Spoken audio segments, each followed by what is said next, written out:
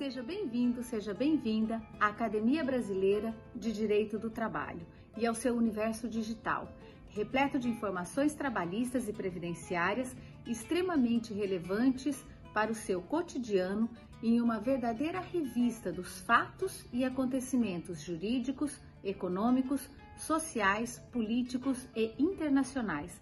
Nas nossas redes sociais, além de muita interatividade, você encontrará notícias, entrevistas, aulas, seminários com os maiores especialistas da atualidade no Brasil e no mundo.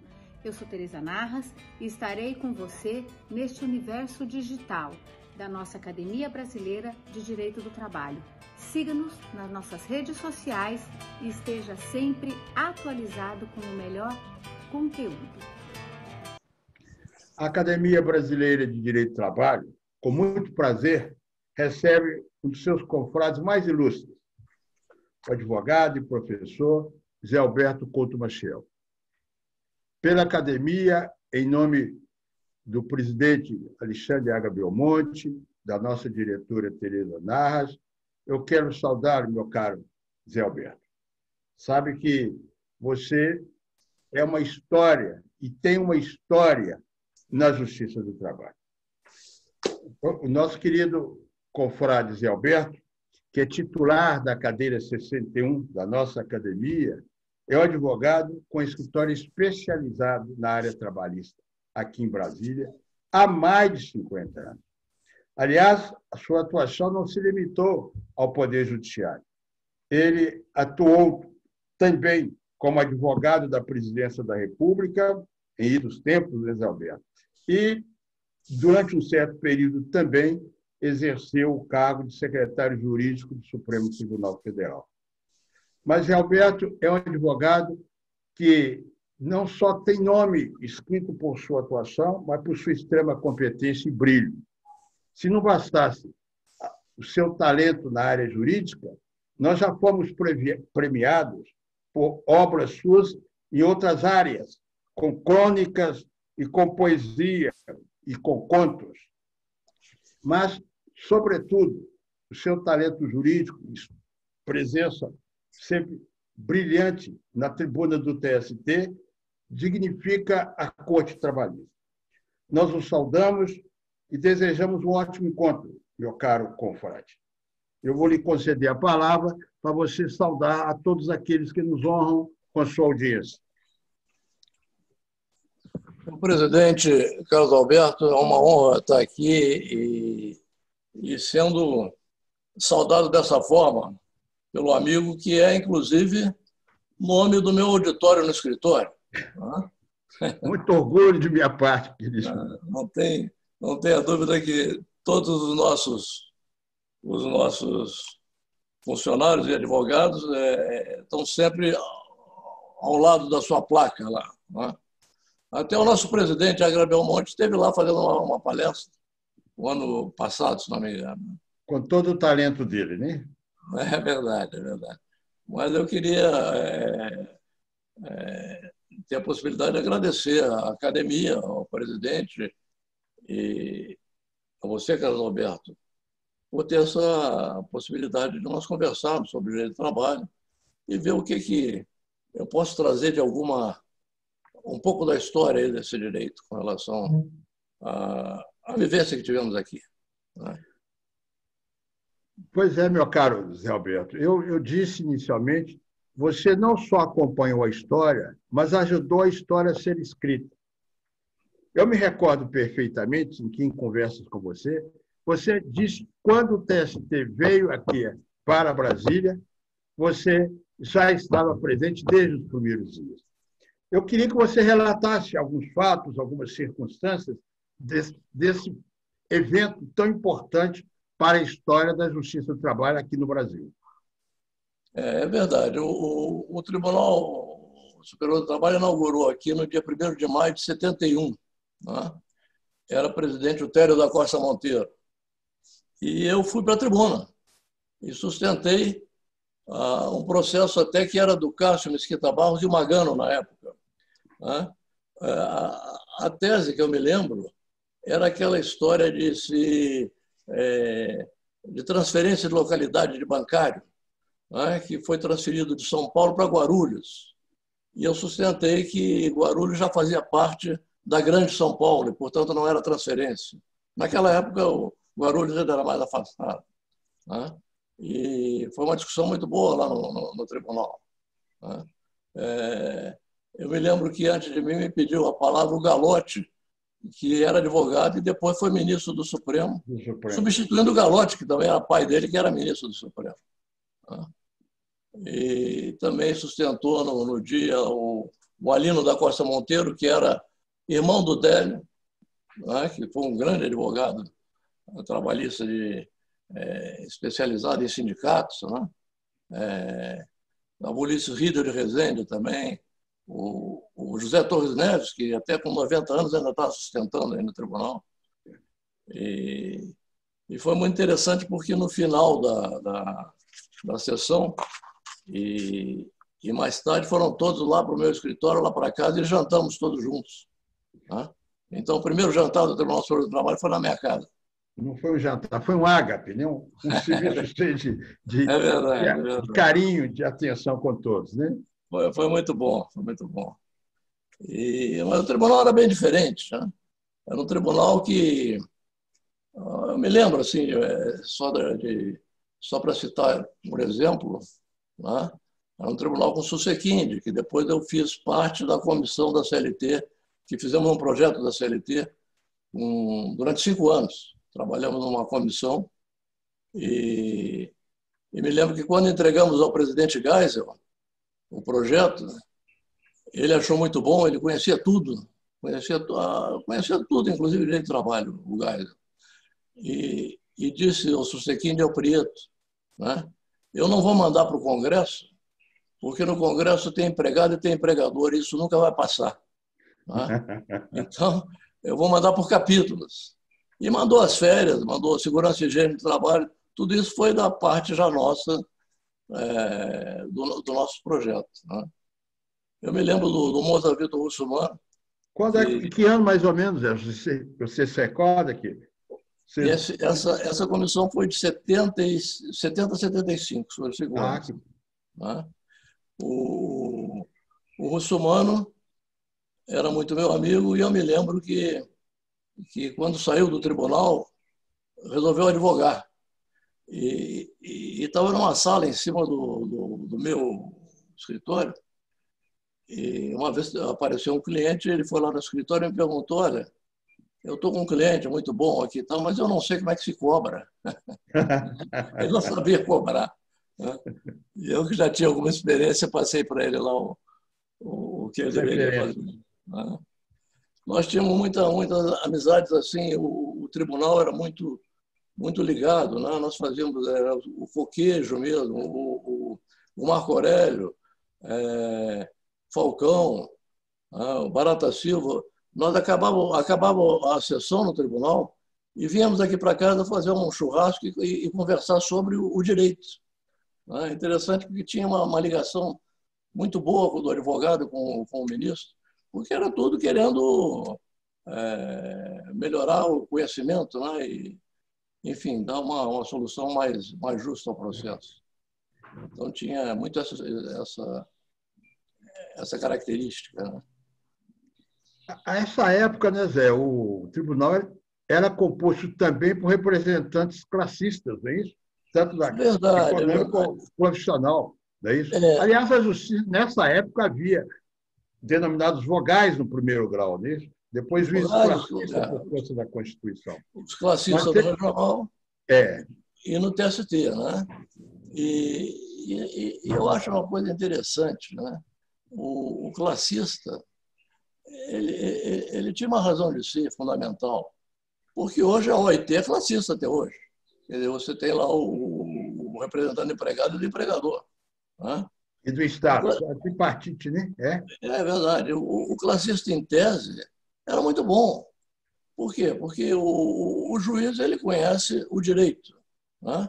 Mas o representante do empregado conhece os fatos lá dentro da fábrica, por exemplo, né? O empregador sabe o que sofre o empregador.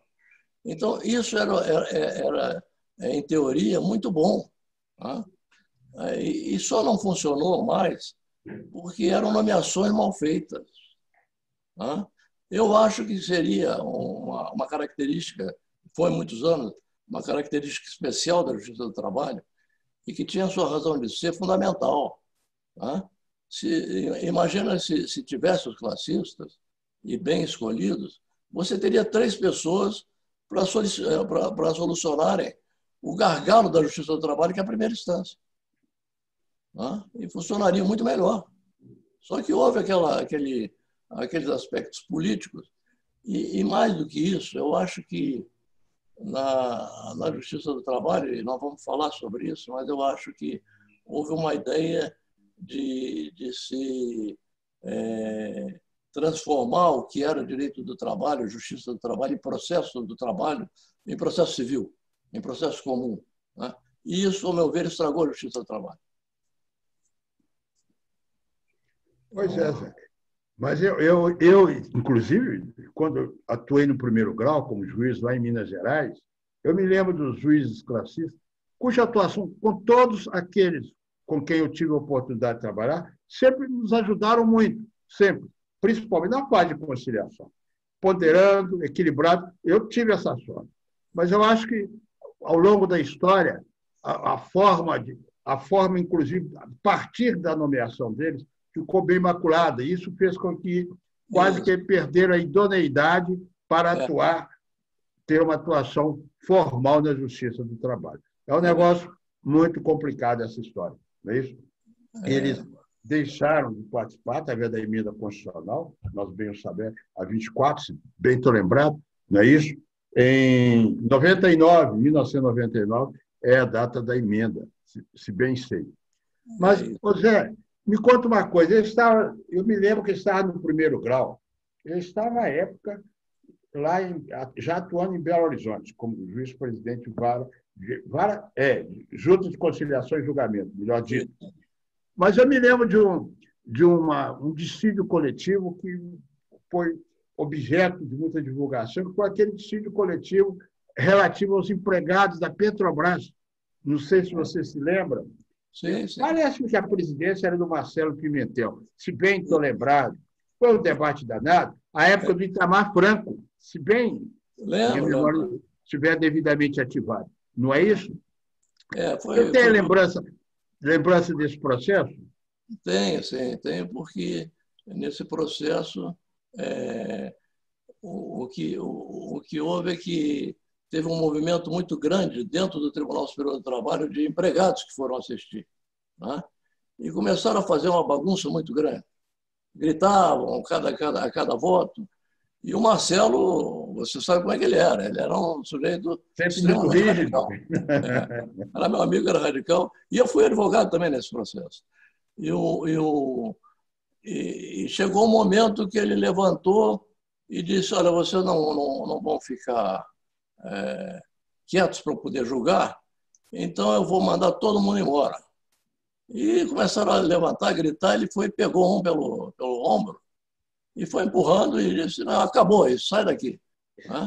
E fechou o auditório. Fechou as portas. Foi uma época muito interessante. O Marcelo teve uma característica, não sei se você sabe disso, mas em 1986 ou 87, tentaram fechar a Justiça do Trabalho no Congresso Nacional. Sim. E o Marcelo, que era muito meu amigo, falou, vamos fazer uma festa na tua casa e convidar todos, o presidente da República, os ministros e o Congresso Nacional lá, para mostrar o que é a Justiça do Trabalho. E fizemos isso. Veio o presidente, vieram muitas pessoas que tinham influência nesse projeto do Congresso. E o Marcelo fez um grande discurso aqui, nós falamos. Eu sei que uma semana depois arquivaram a proposta. Então foi um negócio muito interessante. Né? Aí teve aí depois um congresso em Gramado, que eu fui com o Marcelo, e já queriam colocar ele como candidato à presidência da República. Você imagina a figura do Marcelo como presidente, o que ele não ia fazer. Ia ser muito interessante. É só que fala em poder, concentração de poder. Mas você me conte uma coisa. Você fez menção a um projeto que você ajudou a elaborar, coordenado pelo nosso querido e saudoso e ministro referencial, que é o nosso Arnaldo Susequim. Eu me lembro que eu já ouvi comentário de que, à época, ele já estava preocupado em colocar na legislação a obrigatoriedade fundamental para a dispensa imotivada, até então imotivada. Haveria necessidade de que o empregado tivesse devidamente fundamentada a sua dispensa. Isso é verdade? Como você pode relatar? Eu digo isso, sabe por quê? Até por duas questões básicas. Primeiro, que o artigo 7º, inciso 1º, cuida, em última instância, dessa matéria, apesar de não estar regulamentado até hoje. E segundo, que nós temos uma questão no Supremo Tribunal Federal, já há anos, que é a denúncia da Convenção 158 da OIT. Então, você podia nos contar um pouco da história vinculada a esse tema, se fosse possível. Esse tema realmente foi objeto da nossa consolidação, e o Susequim dizia o seguinte: o absurdo é você demitir o empregado e não dizer por quê, porque daí ele não tem nem como se defender, porque ele vai fazer a reclamação dele não sabendo qual foi a razão pela qual ele foi demitido. Então, ele dizia, todo mundo tem que saber a razão, até para objetivar uma reclamação. Né? E essa história do... há muitos anos atrás, eu escrevi um livro pela LTR, né? Garantia de Emprego em Vigor. Né? E o que acontecia, o que acontece?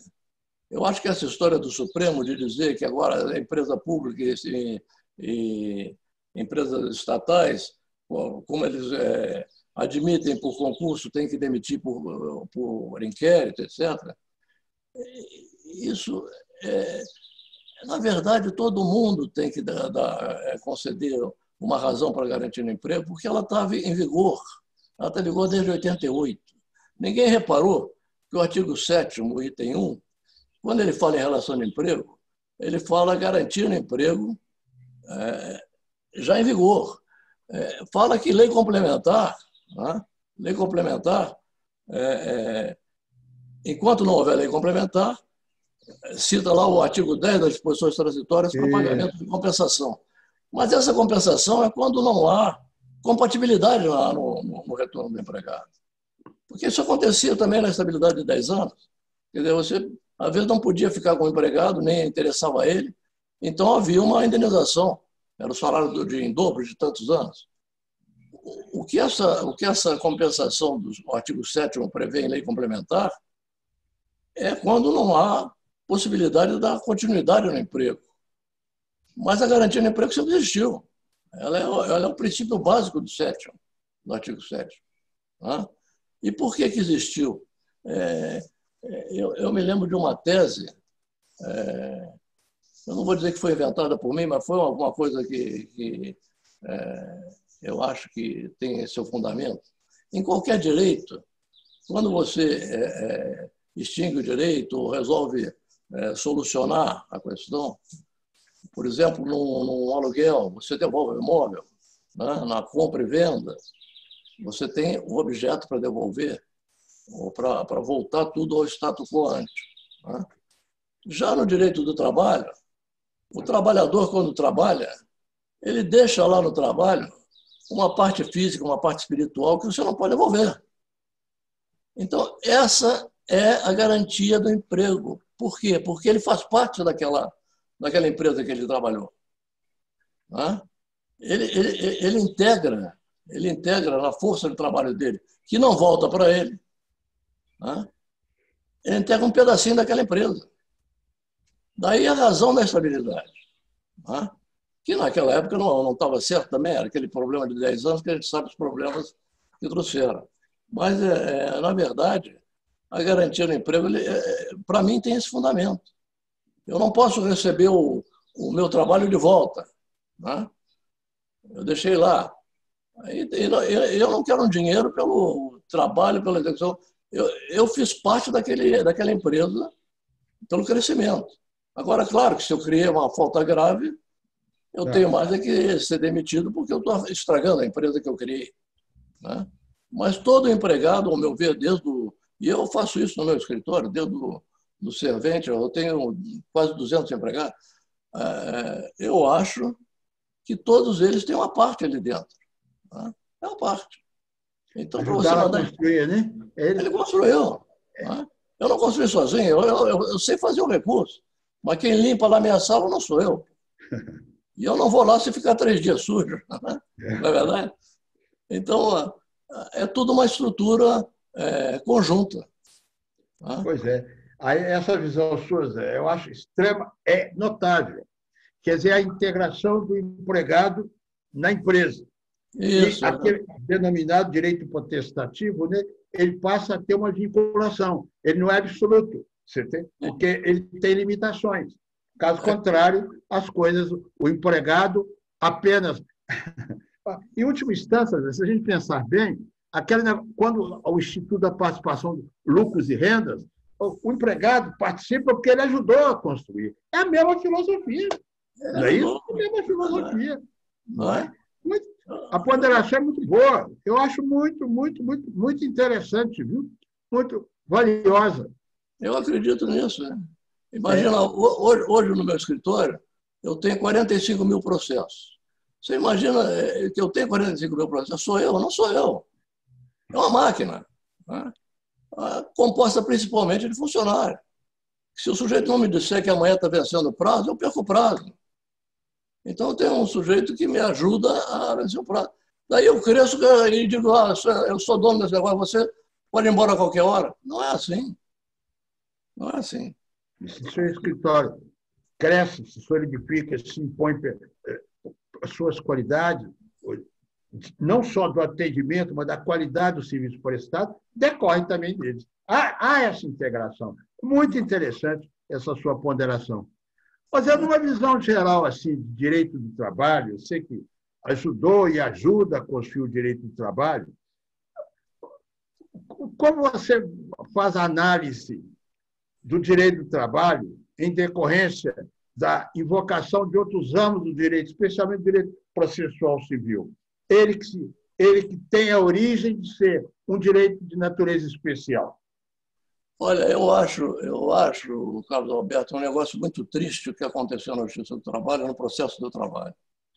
Eu acho que nós tínhamos um processo especial e que muito valioso, né? Um processo valioso porque você tinha o classista, que nós já falamos, você tinha o poder normativo perfeito, funcionando. Nós vamos falar daqui um pouco, que eu quero ouvi-lo também. Nós tínhamos tinha a estabilidade, que é a garantia do emprego que nós estamos falando, que se perdeu pela 5.107 em 66. Você tinha a celeridade processual, né?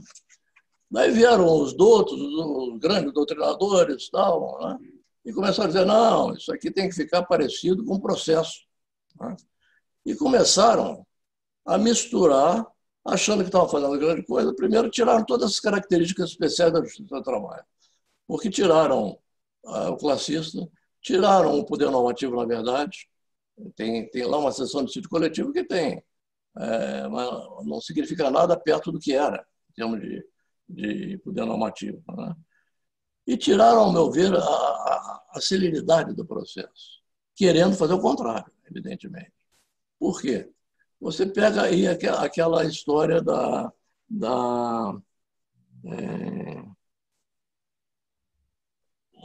resoluções de demandas resolução, demandas repetitivas. Aí o sujeito vai copiar do processo, está muito bem. Só que o processo do trabalho tem sempre 5, 6, 10 pedidos. O processo comum tem um pedido. Então, você vai e entra na demanda repetitiva só com relação, por exemplo, às horas extras. Mas daí os outros 7 pedidos ficam suspensos. E o empregado vai receber isso quando? Depois que o Supremo, daqui a 3 anos, resolver decidir aquele processo da hora extra, vai voltar o processo para ele continuar com relação às demais matérias. Né? Então, isso que você pensa que está acelerando, você está atrasando. Você está mudando um direito que era especial, que era nosso, que era simples, né?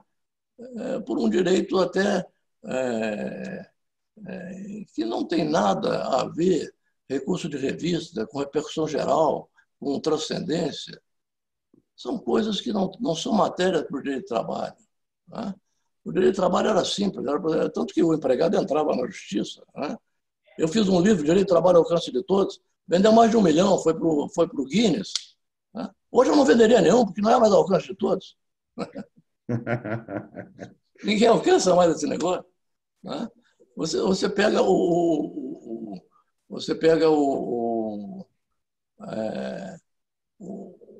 essa história da transcendência, você conhece bem. O Tribunal Superior do Trabalho nunca quis regulamentar, porque seria uma loucura, como está sendo. Tá? O que isso... veio a Lei 13.462, não sei se é esse número, 13.467. É isso. Essa nova que trouxe a transcendência. Ela veio para equilibrar um certo rigorismo que tinha em favor do trabalhador, né, nos últimos anos, em termos de justiça do trabalho. Veio com um certo equilíbrio. Muito bem, nos primeiros artigos, até o final. Mas chega no último, coloca a transcendência. Ora, a transcendência complicou tudo. Não adiantou nada nem para empregador, nem para empregado. Porque é alguma coisa subjetiva e que é despachada pelo relator. Né? E que não tem recurso de embargos. Então, não há unificação de jurisprudência mais. Porque uma determinada matéria que o ministro da primeira turma acha que é subjetiva, o ministro da quinta turma acha que não é. E daí? Quer dizer, eu vou julgar na sorte? Tomara que vá para aquela turma. O Tribunal Superior do Trabalho ele tem uma função que é unificar a jurisprudência. Né? E com essa transcendência, e sem recurso de embargo de divergência, porque embargo de divergência, não é possível unificar. Fizeram só para complementar, fizeram os embargos de divergência também mudando. Antes eram embargos por violação federal ou divergência. Né? Também para acelerar. Não acelerou coisa nenhuma, porque se a violação legal for da turma do TST e não lá de baixo, eu não posso fazer embargos.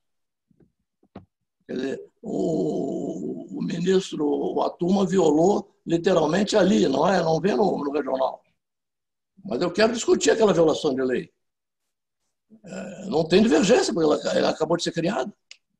Eu não posso ir para o SDI, né? Para o SDI verificar a divergência. Então, eu acho que nós tínhamos um direito muito simples, né? E muito especial. Né? E a Justiça do Trabalho era, digamos assim, até orgulhosa nesse sentido.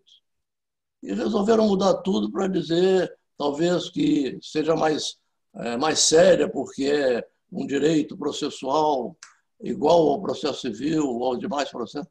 Uma bobagem. É um direito que nós tínhamos especial e que estão cada vez nos tirando mais. Você sabe, Zé, que você estava falando isso e nos mostra uma circunstância que me parece relevante. O direito do trabalho é um direito em construção.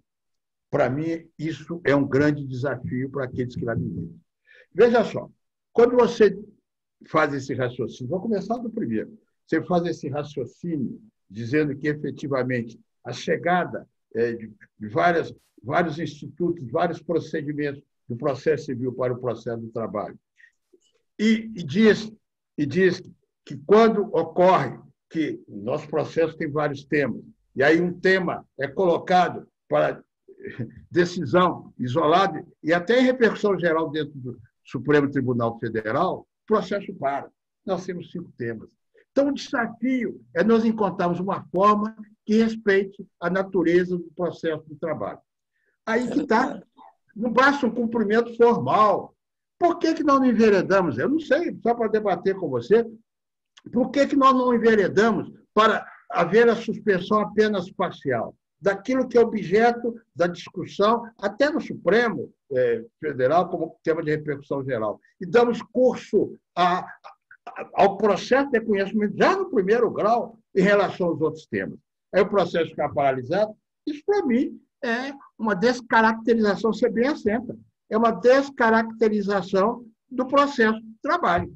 Então, é lógico que é. Quer dizer, se ele se caracteriza pela rapidez, pela agilidade e atende a prestações de natureza alimentar, não pode ser assim. Você não acha, não? Quer dizer, eu acho que isso é um desafio a nós todos que estamos aí na militância. Pessoal dos ministros, desembargadores, juízes, advogados, nós temos de encontrar uma forma, porque o Supremo faz isso mesmo, você está entendendo? Nós, há pouco, tivemos uma questão sobre o IPCA, você se lembra disso?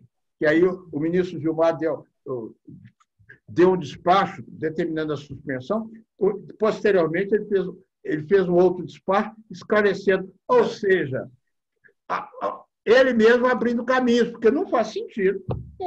Praticamente, essa discussão está presente em todos os processos trabalhistas, e que há condenação, como é que ficaria? Não é verdade? Não tem dúvida. E eu acho que o tribunal, eu sei as razões, quer dizer, você tem milhares de processos no gabinete e tende a procurar uma solução. Isso é lógico. Solução essa que deveria ser dada sempre pelo Congresso Nacional, que juiz não é legislador. Sim. Agora, o que acontece na Justiça do Trabalho? Começaram a achar que a solução seria reduzir processo através de modificações legislativas. Fizeram no Tribunal Superior do Trabalho restrições ao 896, para não conhecer de revista, das maiores que podem existir. Né? Já estava muito difícil de conhecer uma revista. Daí entra agora a transcendência, que é mais subjetivo. E, portanto, triplica a possibilidade de conhecer a revista. Tanto assim que nós temos hoje, talvez, 5% de revistas admitidas, conhecidas, e 95% de agravos. Né? Bom, o que significa isso para mim? O Tribunal Superior do Trabalho, e aqui entre nós, que temos a intimidade, está se suicidando. Por quê? Porque a função dele, unificadora da jurisprudência, não existe mais. Ninguém unifica nada não conhecendo.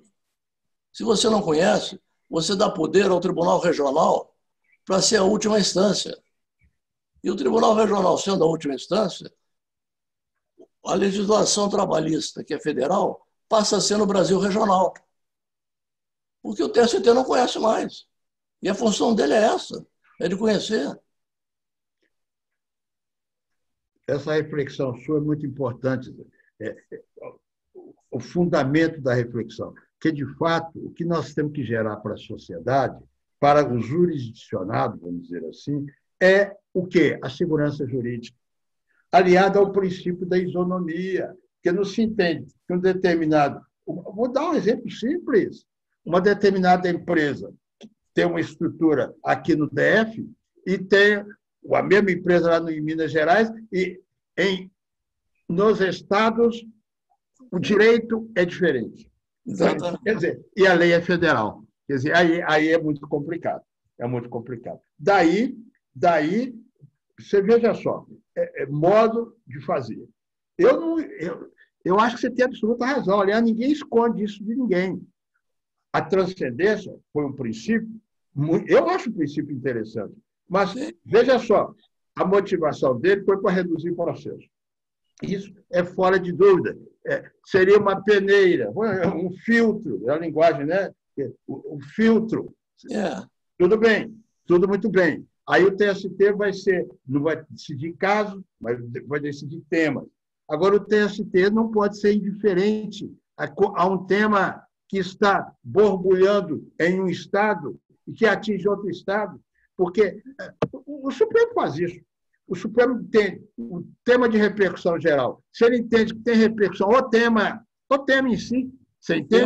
É nacional. O tema em si é nacional. Então, não, eu declarei esse tema aqui de repercussão geral. Agora, nós tivemos um filtro muito grande, e você tem, a meu ver, absoluta razão ao fazer suas ponderações, em relação aos embargos da STI1. Os embargos da STI1, em última instância, eles colocaram eu me lembro, não vou citar o nome, de um ministro que sempre foi crítico em relação a essa questão, estabelecer o conhecimento apenas por divergência. Então, às vezes, até o tema é novo, pela primeira vez está chegando, como é que vai ter divergência nesse tema? Então, e o tema é relevante. O tema é relevante, não é isso? Quer dizer, como é que vai se estabelecer essa questão? É muito séria essa questão.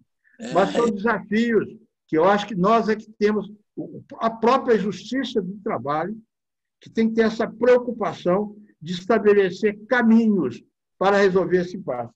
Que a Justiça do Trabalho, toda a justiça, no meu entender, quando presta jurisdição, é exatamente para solucionar os conflitos. Então, tem que se fazer presente, não é? Claro, claro. Eu acho muito interessante a sua ponderação. Eu acho que esse ponto é essencial, porque nós estamos tendo, com essas restrições todas, você está deixando de lado a própria relevância do tribunal. É um tribunal feito para isso. É um tribunal para conhecer. Agora, é claro que nisso vai milhões de processos que não têm maior repercussão. Isso acontece em todo o direito. Talvez seja o número de processos que a gente tem, limitações que o Congresso Nacional devia ver, mas não o tribunal. O tribunal tem que julgar o que está lá. Você sabe, Zé, que aí eu acho interessante, eu podia até te pedir o seu ponto de vista sobre esse aspecto. Porque vem o que nós temos no artigo 769 da CLT, que diz a aplicação de direitos de outra natureza, além do trabalhista, né? Que antigamente, o 769 diria, era apenas subsidiária, não é isso? Indispensável a compatibilidade, não é isso? E agora, se bem me lembro, o artigo 15 do CPC colocou o problema também de ser complementar, suplementar, né? De acrescer, entendeu? Mas eu acho que o princípio básico, tanto você, em função de receber por ser subsidiário, por haver omissão, como você, e não havendo omissão, mas por haver uma complementação através da legislação processual civil, é indispensável, no meu entender, não sei se você concorda, que haja uma adequação, uma compatibilidade, um ajuste com a natureza do próprio direito do trabalho e do próprio processo do trabalho. É verdade. Entra exatamente o que você está falando dentro dessa minha tese. Eu acho que estão deixando o direito do trabalho do lado para ser um processo comum em que tira a nossa especialização, né? Porque, na verdade, o direito do trabalho ele tem a sua razão, porque por toda a autonomia que ele tem, por toda a especificidade da matéria, né? Agora, você criar situações não só de competência, como também processuais, no sentido de que transformar esse processo em todo tipo de processo comum e que traga as maiores complicações no sentido de poder ser apreciado o recurso, você acaba tirando a razão de ser do processo trabalhista, que eu digo, né? Então, quando você ouve falar, não, vamos acabar com a Justiça do Trabalho, eu digo, estão falando isso porque a Justiça do Trabalho não está mais apreciando nada. A Justiça, que eu digo, que é o superior, né? Não está apreciando. Se você tem 27 ministros para dizer que não conhece, Então, não precisa. É só botar no processo todos, não conhece. Aí eles passam a ser desconhecidos, os próprios ministros. Seriam julgados pelas palavras dele. Ele não quer ser apresentado. Mas é isso, Zé. Isso são desafios. Você vai falar nisso, qual a sua visão geral sobre a lei? Essa lei que você mencionou, a Lei 3.467, a denominada nova CLT. Eu não gosto muito desse termo, não, sabe? Mas a minha impropriedade linguística. Entendeu? Qual é a visão geral que você tem sobre essas várias modificações que foram feitas?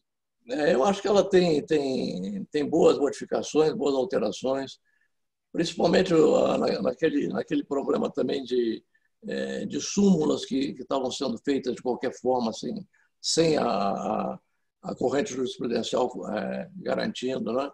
Ela tem direitos que ela traz equilibrando a empresa com o empregado e demonstrando que não pode ser...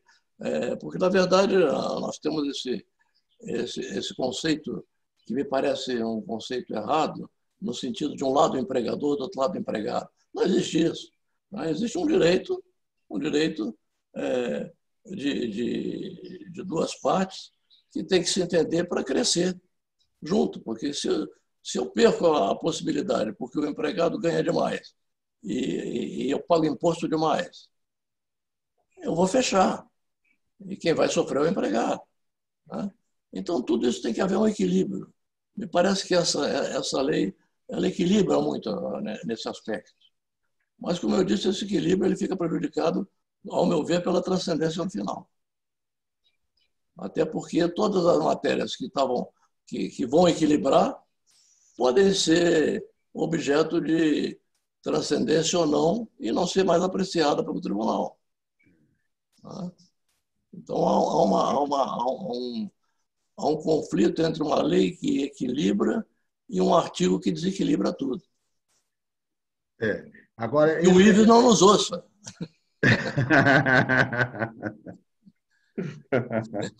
José, mas veja só, isso que você está dizendo, desse equilíbrio, para mim está consagrado na própria Constituição.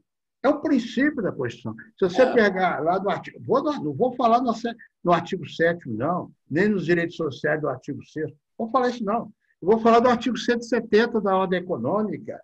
O que é que ele estabelece lá? Da harmonização entre valorização do trabalho e a livre iniciativa. E ambos têm de ser perseguidos em harmonia. Isso não pode ser conflito, porque aí não se estabelece uma ordem econômica justa, equilibrada e saudável do ponto de vista econômico. Não é verdade? Exatamente. É isso mesmo. Eu acho que é uma ponderação muito razoável de sua parte. Eu acho. Eu acho que é isso. Sim. Você me conta uma coisa. Você, com a sua experiência, que inclusive destacou sua participação naquele destino coletivo da Petrobras, que eu fiz menção rapidamente aqui, me conta uma coisa. Qual a sua análise que você faz do problema primeiro, do que decorre do artigo 611A e 611B? Diz o seguinte: valoriza a negociação coletiva, dizendo aquilo que pode, entre outras, e aquilo que não pode. Como é que você situa essa questão da atuação sindical, da negociação coletiva, nessa ordem estabelecida pela Lei 3.467? Eu acho que essa história do dissídio coletivo tem que ver também com o Supremo, porque o Supremo entendeu até há pouco tempo que, quando se fala lá em que, para que haja o dissídio coletivo, tem que haver como um acordo, não é? E me parece que esse é o ponto principal hoje, como um acordo entre as partes. Em primeiro lugar, nunca há comum acordo quando você entra num dissídio. Eu não vou falar para você, olha, vamos brigar de comum acordo. Não existe comum acordo. Nós estamos brigando, pô. Não é? Então, por aí, eu acho que já... Você me permita fazer uma observação. Você sabe que agora, semana passada ou nessa semana, o Supremo deliberou que o comum acordo é indispensável Pois é, mas veja, é aí que eu vou chegar. O Supremo entendeu que o comum acordo é indispensável. Eu acho que foi um voto até do Alexandre. requisito, Né? o pressuposto. Não, entendendo que ele estava reforçando a negociação. Só que a negociação poderia ser reforçada se o Supremo também entendesse que não existe que existe ultratividade do dissídio. Porque o que sobra para o trabalhador na negociação? Eu vou negociar, não tem ultratividade, o empregador não dá nada. Se você é advogado de uma empresa, vai dizer para ela não dá porque você... Qual é a força que tem o trabalhador nisso? O argumento do ministro Marco Aurélio contra o julgamento desse processo. Ele era até o relator e ficou vencido. Ah, é? Então... O Marco Aurélio conhece, o Marco Aurélio conhece bem a coisa. Você já estou em sua casa, não é isso? Você não tem negociação. Não está reforçando a negociação. A negociação, se os dois estivessem de paritários ali, de forma igual. Mas você diz, o Supremo diz, não cabe ultratividade. Tá? Então, a lei que fala e o Supremo garante. Acabou o dissídio, acabou.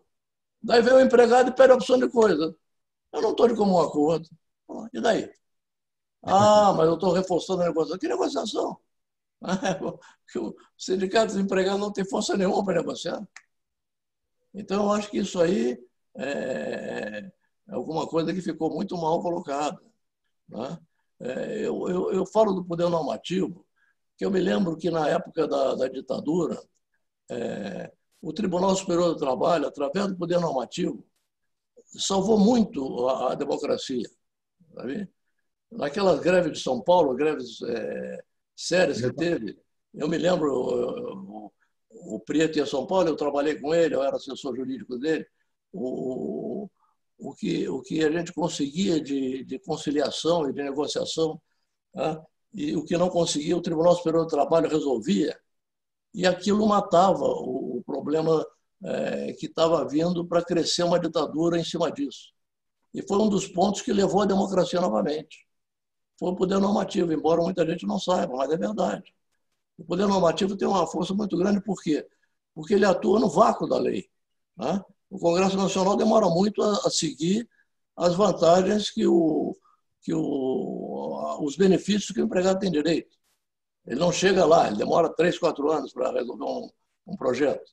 Enquanto que o poder normativo resolve aquilo na hora. Né? Então, essa é a grande vantagem do poder normativo. Né? Fora isso, a negociação não podia ser feita dessa forma como que foi. Né? E esse comum acordo foi alguma coisa que eu acho que vem errado e o Supremo mais errado ainda. Então, você é um crítico da decisão do Supremo, porque, do ponto de vista social, significa um retrocesso, ou quase que uma inviabilidade na negociação. Sim, o Supremo quis fingir que isso está reforçando a negociação, mas ao contrário. Né? Só se ele dissesse que há ultratividade e que, então, daí o empregador é obrigado a negociar. Mas se não há ultratividade daquele dissídio, eu vou negociar o quê? Eu vou dar o quê? Né? De maneira que essa solução não me parece da melhor. Não parece. Pois nesse aspecto ainda do direito, da atuação do sindicato, direito coletivo, como é que você analisa, em face do disposto na Lei 3.467, em relação ao sindicato, a extinção da contribuição obrigatória, vamos dizer assim, né? Que era feita dos empregados e das empresas aos sindicatos? Sim, aproveitando que o povo precisa saber de sua vivência. A extinção, eu acho que ela tinha que vir junto com a pluralidade sindical. Tá? E nunca dessa forma também imediata. Porque o que está acontecendo é o seguinte: o sindicalismo no Brasil viveu, desde a época do Getúlio, com essa contribuição sindical. Eles aprenderam a viver assim. Tá? Daí você pega de um dia para o outro e tira porque acha que é o melhor. O melhor nada. Você está matando o emprego de milhares de pessoas que trabalham no sindicato, a força do sindicato, porque ninguém está acostumado a trabalhar no sindicato com uma verba particular, nem os empregados estão com experiência bastante para negociar e conceder vantagens no sindicato. Então, você tinha que fazer isso parcialmente. Né? Tira tanto agora, tanto depois. Gradualmente, é verdade. Até que os empregados, até que os sindicatos possam sustentar individualmente e sem essa contribuição. Acho que a contribuição é efetivamente errada, dá muita possibilidade do que a gente conhece aí em termos de sindicato e de dinheiro envolvido, mas acho que também teria que vir com uma certa pluralidade sindical, porque não combina, né? Não combina você tirar a contribuição e deixar a unicidade sindical. Eu acho que uma coisa tem a ver com a outra. Eu acho, Zé, não sei se você concorda, mas eu acho que, em decorrência dessa fragilização que os sindicatos passaram a ter, valorizar a negociação coletiva é praticamente obstar o caminho de progressão, de avanço nas conquistas sociais dos empregados. Você não acha, não? Empregado, tem toda a razão. A diferença já é grande. Veja aqui, aí eu vou mais, eu acho que o poder normativo tem que crescer num momento desse, porque não há negociação coletiva. Na negociação, qual é o sindicato? Não tem dinheiro nenhum. O sindicato está fechando. Eu tenho vários sindicatos que eu sou advogado que estão fechando. Que negócio que eles vão fazer a favor do empregado? Né? E de comum acordo, ainda por cima. Que comum acordo é esse? Pô? Né? Numa época, Zé, que nós estamos vivendo agora, essa Covid-19, eu acho que seria o momento de atuação do sindicato se firmar perante a sociedade, especialmente em relação aos empregados. Você não acha? Que é o momento em que a negociação coletiva inteligente, razoável, equilibrada, poderia ajudar a superação desses graves problemas que os empregados e as empresas estão vivenciando. Você não acha, não? Tem toda a razão. Eu acho que é o momento certo. E que nós não vamos ter isso porque os sindicatos estão provavelmente sem dinheiro, estão falindo. Porque essa exclusão da contribuição sem ter uma forma de ir retirando aos poucos, né? Não dá para os sujeitos sustentar, não dá para o sindicato ser mantido. Né? Ainda mais querer que ele negocie. Negociação prevê um equilíbrio entre as partes. Acho eu. Você, aproveitando uma ponderação que você fez, já caminhando para o fim, nós já estamos com quase nosso tempo previsível estourando já. Mas veja só, quando você falou daquela uniformização da jurisprudência, eu queria te fazer uma pergunta, porque eu queria ouvi-lo devido à importância do tema. Em relação aos regionais, nós temos que há um incidente de resolução de demandas repetitivas, que os regionais, aliás, havia um dispositivo no artigo 896, desde 2014, que era específico, dentro da regulamentação do recurso de revista, para estabelecer a obrigatoriedade de uniformização dos regionais, que os dispositivos foram cancelados, parece-me, exatamente por causa do dispositivo do próprio CPC, que ele regula a matéria da mesma forma, você entende? Mas eu acho extremamente relevante que os regionais estabeleçam uma uniformização de jurisprudência. Qual é o seu ponto de vista sobre isso, Zé? Dos regionais. Nos regionais. Sem transcendência. Sem transcendência. Sem transcendência. Eu acredito que realmente é alguma coisa que vai trazer um benefício enorme. Né? Que traz um benefício enorme. Porque com isso, você, antes de chegar ao Tribunal Superior do Trabalho, você tem a possibilidade de limitar, de reduzir os processos que estão subindo pela mesma matéria, uma matéria que foi resolvida pelo Tribunal. Diferentemente do Tribunal Superior do Trabalho, com relação ao Supremo, porque o Tribunal Superior do Trabalho, no meu entender, seria a última instância unificadora da jurisprudência, e não o Supremo. E não se esperar que o Supremo decida, não, vamos dar força à justiça especializada. Vamos dar força ao direito do trabalho. Né? Aliás, a esse respeito, só para nos mantermos atualizados, o Supremo, nesta semana agora, com voto, também contrariamente ao entendimento do ministro Marco Aurélio, não é isso? Mas votos de divergência capitaneados pelos ministros Alexandre e pelo ministro Luiz Roberto Barroso, disse que, por uma súmula, uma súmula, criar norma geral, ele pode, isso há repercussão geral. Aliás, quem puxou de vez foi o ministro Ricardo Lewandowski. E essa matéria vai ser posta a analisar-se a repercussão geral da súmula 450, se bem estou lembrado. A súmula 450. Vamos apreciar se eu fico sempre em dúvida até de articular o argumento, porque só pode ser do ponto de vista constitucional. Se aquilo ofende ou não ofende a preceito de natureza constitucional. É a DPF 501. A gente fica acompanhando e vendo, né? Não é verdade? O Lewandowski votou contra. O Lewandowski puxou a divergência. Aí eu tenho que respeitar... Isso aí vai dar uma abertura, para levantarem a inconstitucionalidade de qualquer súmula. Vai começar a haver essa matéria, é uma outra abertura contra a Justiça do Trabalho. Eu até faço uma retificação, se bem estou lembrado. Acho que o relator era o Alexandre e o Ricardo Lewandowski que abriu a divergência. Mas você sabe que foi uma alegria imensa. Foi um ótimo aprendizado.